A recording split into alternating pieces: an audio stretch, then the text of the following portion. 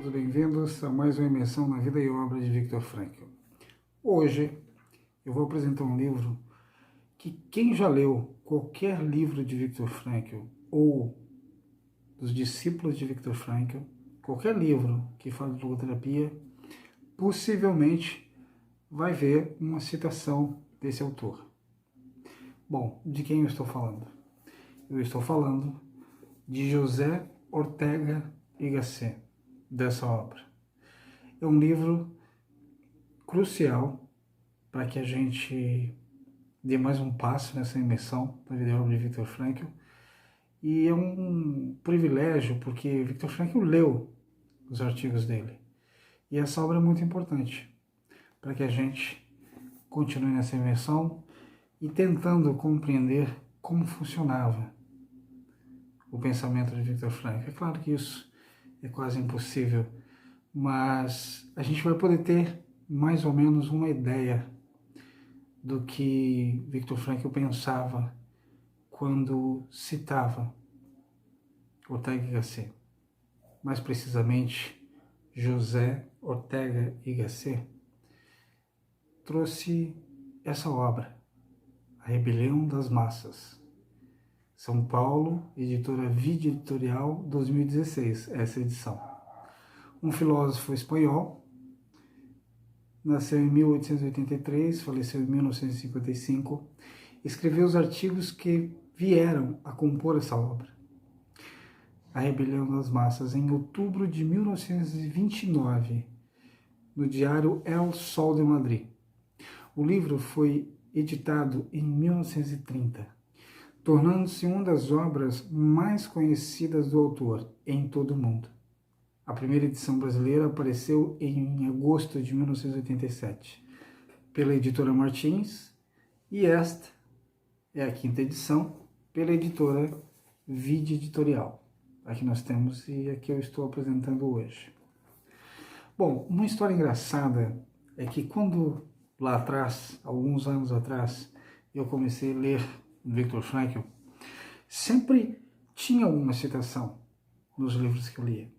Se via reflexões de Ortega y Gasset que são imprescindíveis para a compreensão da mensagem que está sendo passada nos livros em questão. E o engraçado é que quando a citação aparecia nos livros, aparecia Ortega y Gasset diz tal coisa, Ortega y Gasset fala assim, Ortega y Gasset.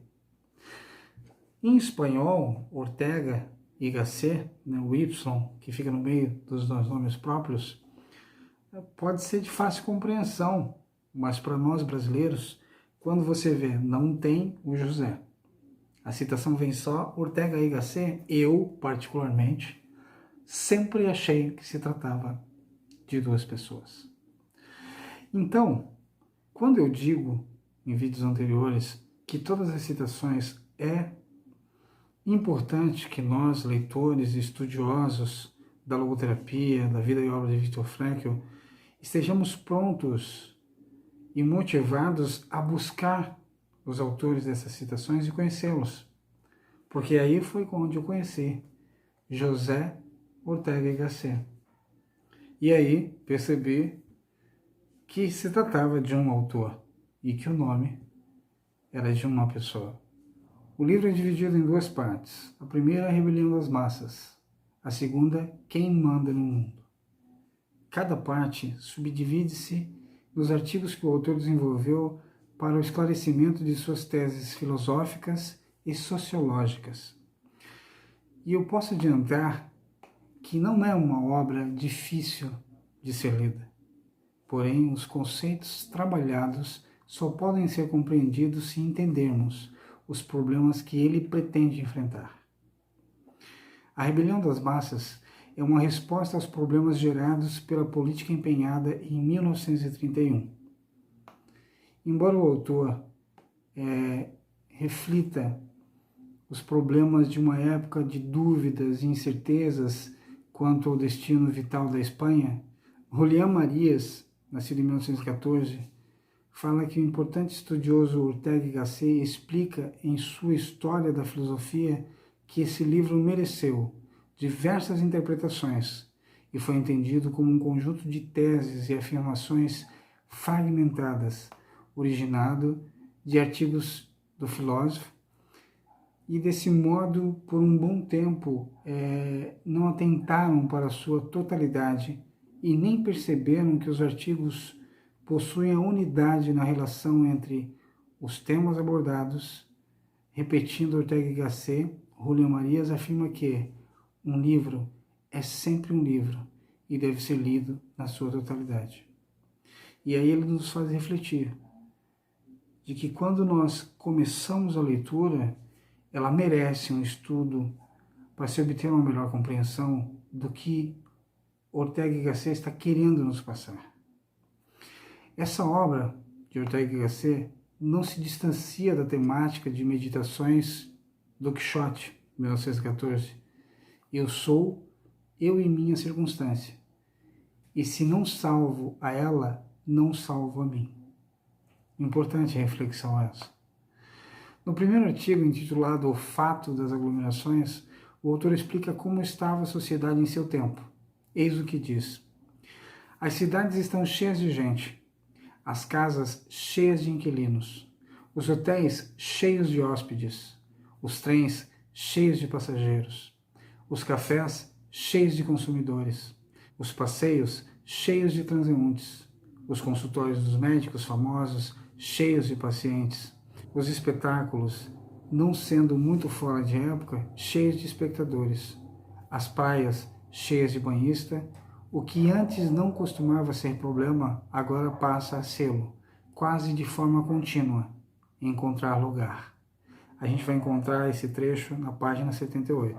Essa análise do filósofo significa que o quantitativo visual, transposto para a terminologia sociológica, significa massa social. Do mesmo raciocínio, retira o conceito da minoria que completa o conceito de massa. Dessa maneira, o entendimento da sociologia sugere a divisão da sociedade em dois polos, que ele traduz como a seguinte fórmula: as minorias são indivíduos, os grupos de indivíduos especialmente qualificados. A massa é o conjunto de pessoas não especialmente qualificadas. E a gente vai encontrar essa reflexão na página 80. Ao identificar as massas, não está falando de uma classe social inferiorizada, muito pelo contrário, mas de uma classe de homens. O homem-massa é uma anormalidade, uma deformação doentia que pode ocorrer em qualquer classe. O homem-massa é o indivíduo que não atribui a si mesmo um valor e certamente não se angustia com isso. Sente-se bem por ser idêntico aos demais indivíduos. O filósofo ainda explica que as minorias seletas não são uma classe social superior, mas grupos minoritários que agem ao contrário das massas.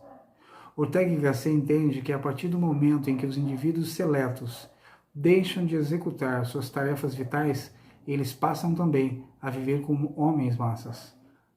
Ou melhor, homem-massa. O conceito de rebelião no título da obra não é contra políticos, mas contra o homem vulgar, contra o homem-massa. As propostas sugeridas pelo filósofo são que cada indivíduo estabeleça os mecanismos que impedem o crescimento próprio. Negar essa tarefa é, no sentido de Ortega y Gasset, uma falsidade, uma enfermidade social.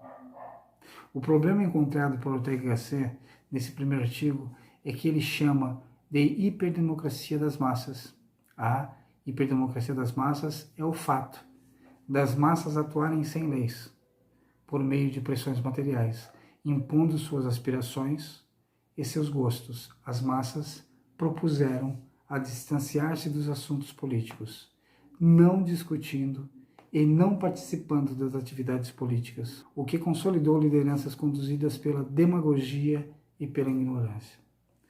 Olha como esse livro, essa obra, traz em seu bojo uma reflexão muito atual do que o mundo vive hoje.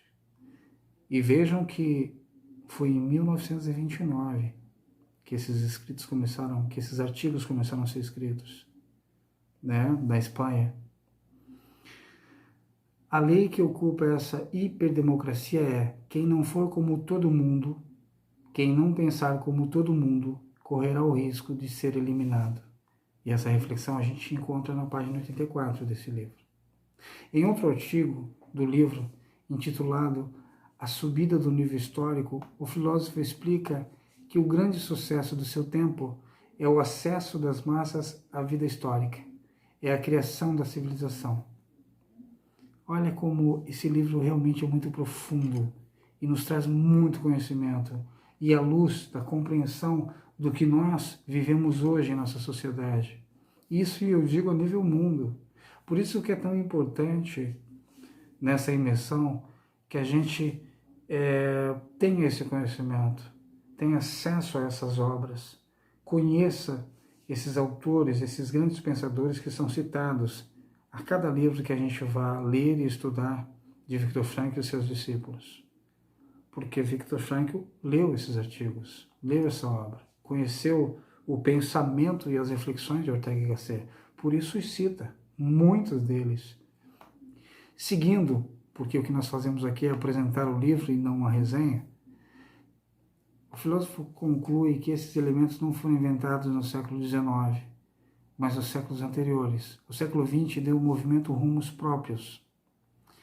A mudança experimentada fez com que os homens acreditassem que a vida é sinônimo de limitação, obrigação, dependência, ou seja, pressão. O homem comum entende que o mundo da técnica é o natural. O mundo técnico aparece, para ele, como uma criação perfeita da natureza.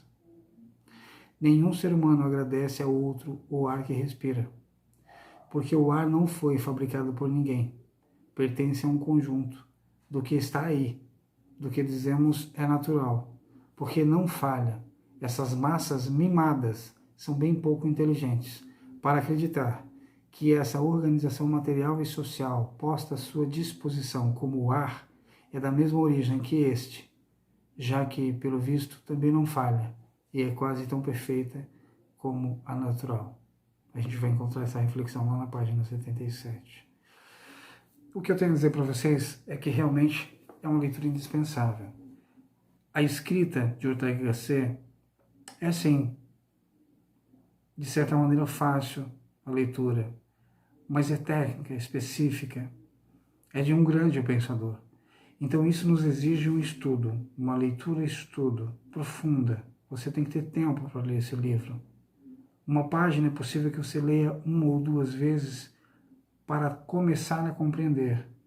E você vai precisar buscar e pesquisar, mas é um livro imprescindível para que você consiga se posicionar nas demandas que se apresentam hoje e o indivíduo que aparece diante de você com uma série de inquietações.